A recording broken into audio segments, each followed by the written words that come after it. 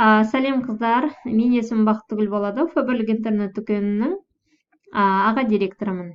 Қыздар, бүгінгі тақырыбымыз құрылымды қалай тиімді құру қажет.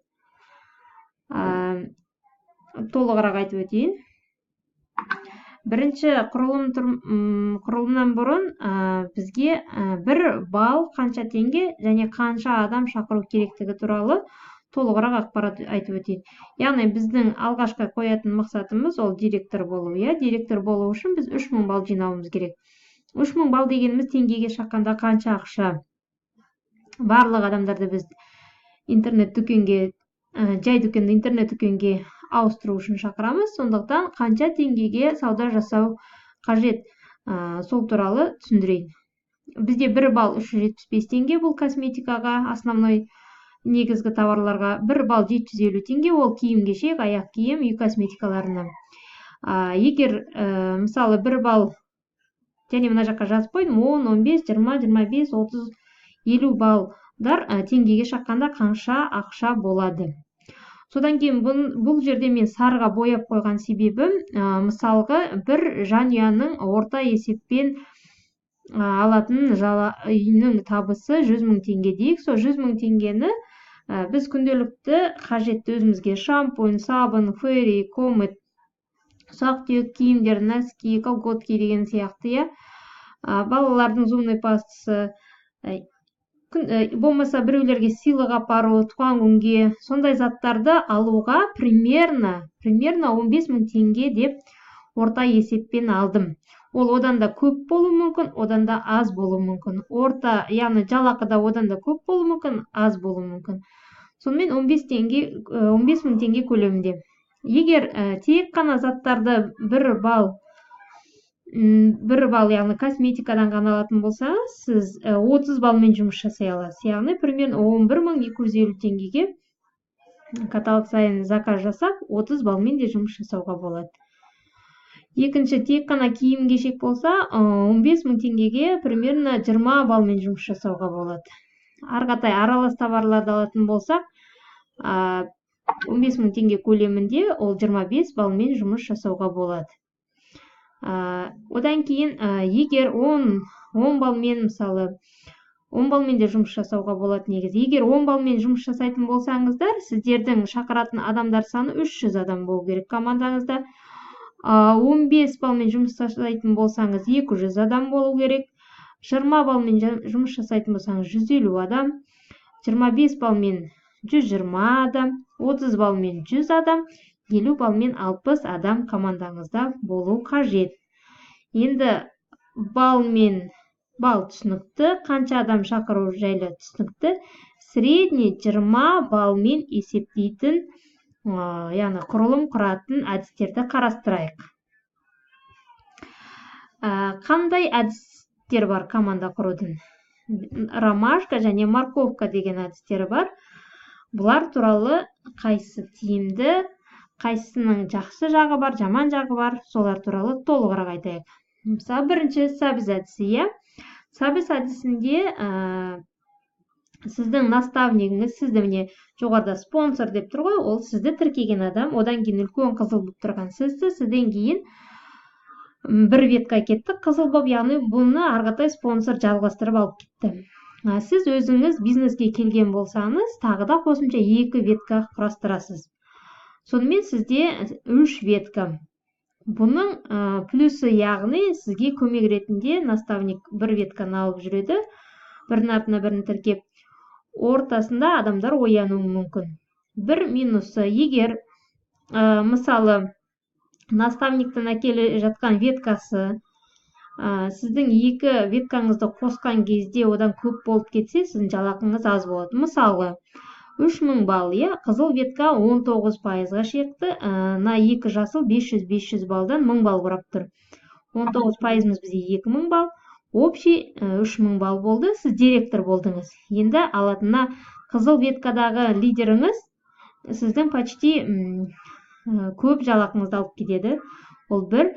Ана 2 зеленойдағылар 9%-дық веткаңды жалақыңды алады, сонымен сізде қалатын ақша өте аз болады.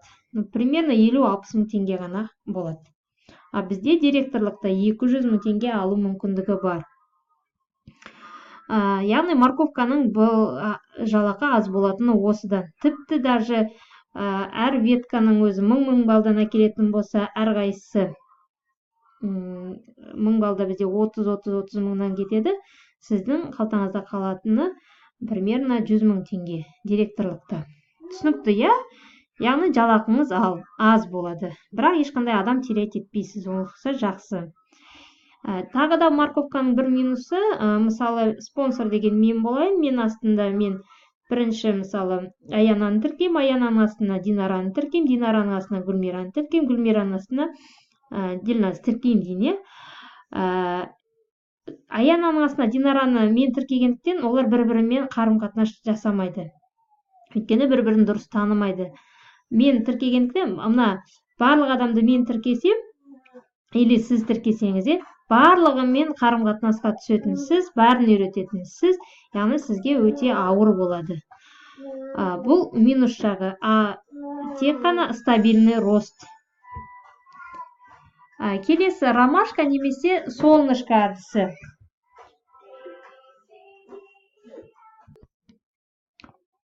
Екінші әдіс бұл ромашка әдісі. Ромашка әдісі бұл мысалы мына спонсор деп тұрған марал, ортасында оранжевый менмін, жан жағымдағы менің бірінші линиям, өзім тіркеген. Бұның бір жақсысы сіздің жалақыңыз көп болады. Екіншіден табиғи отбор дейміз ғой, сұрыпталу болады. Ішінде мықты қыздар қалады. Команда құралмаған қыздар тек қана дисконт клиент болып қалады. Яғни дисконт клиент болып қалатындар көп болады да, лидерлар аз болады. Аз болғанда енді қанша адам тіркегенізге байланысты. Мысалы общий команда 1500 адам болса, соның ішінде активныйлары 300-350 адам болады. Қалған почти 1000-1100 адам сізде тек қана дисконт клиент болмаса жай тіркелген адамдар болады.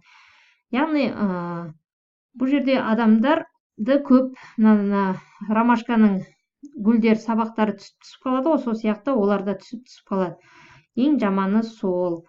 Бірақ бұл жерде жалақы өте көп болады.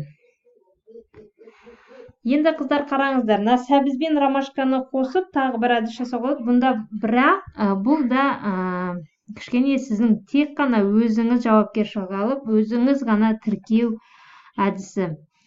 6 ай бізде 9 каталог, соның ішінде 150 адам тіркеу қажет.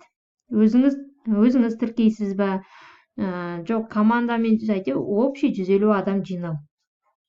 Яғни бірден 3 ветка ашасыз. Әр веткаңызда 50 адамнан болу керек. Сол кезде әрбір ветка 20, әр адам 20 балдан жасағанда, әрбір веткаңыз 12%-ға шығады. 1000-3 бал сіз директорсыз. Командаңызда ортасында міне оянатын қыздар бар. 50 адамды мүмкін бірден 3 тіркеген қызыңызда лидер болу мүмкін. Олар өздері сөйтіп тіркеп кетуі мүмкін. Сондықтан сіз келесі 3 адамыңызды осының астына, бірін тіркей бересіз. Осыны морковка дейді қыздар.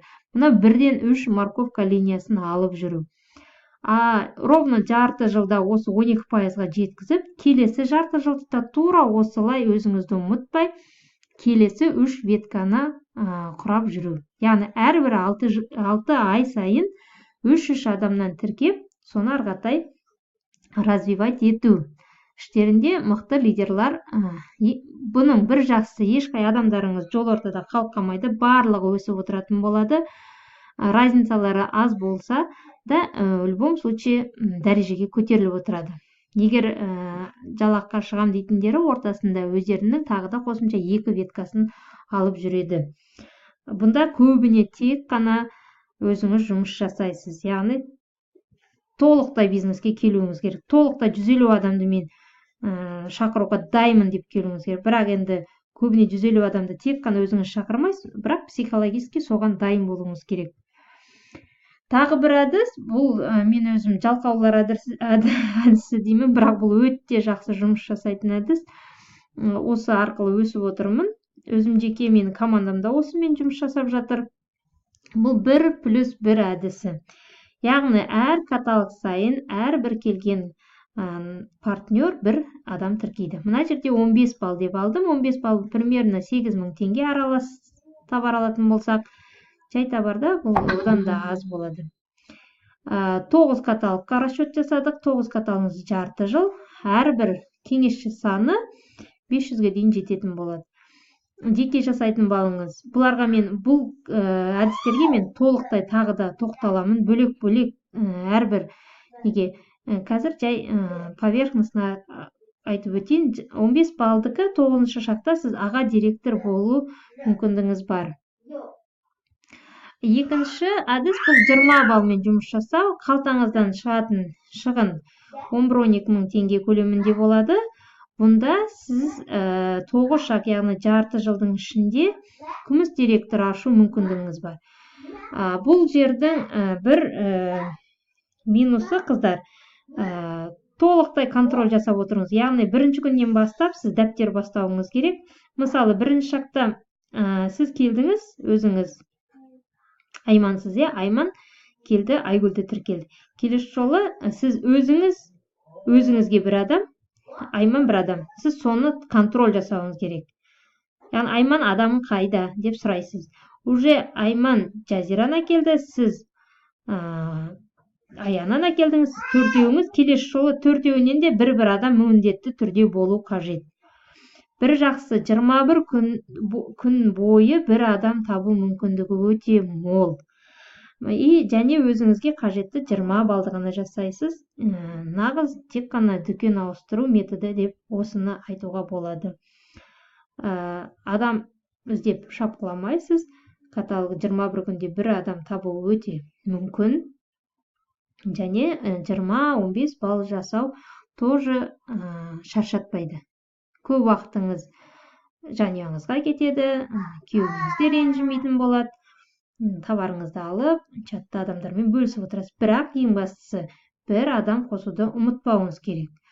Осындай қыздар әдістер, қай әдісті қолданғыңыз келеді, өз еріктеріңізде. Рахмет, көңіл бөліп тыңдағандарыңызға үлкен рахмет. Толық әр әдіс туралы тағы да бір сабақ өткіземін. Сау болыңыздар.